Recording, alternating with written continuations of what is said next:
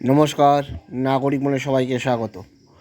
2036 পর্যন্ত মুখ্যমন্ত্রী থাকবেন মমতা বন্দ্যোপাধ্যায়। জ্যোতি বসুর মুখ্যমন্ত্রিত্বের রেকর্ড ভেঙে দেবেন মমতা বন্দ্যোপাধ্যায়।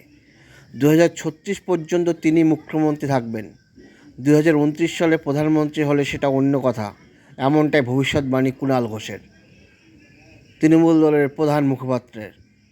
শুধু তাই নয়, 2036-এর আশেপাশেই অভিষেক বন্দ্যোপাধ্যায়ের মুখ্যমন্ত্রিত্ব শুরু বলে জানিয়েছেন কুণাল।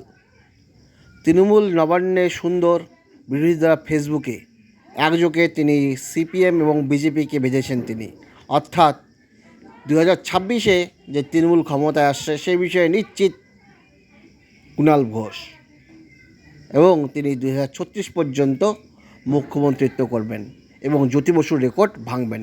আপনারা কি মনে করেন? কুণাল ঘোষের এই ভবিষ্যৎবাণী কি সমর্থন করেন? কমেন্টে জানাবেন। ধন্যবাদ।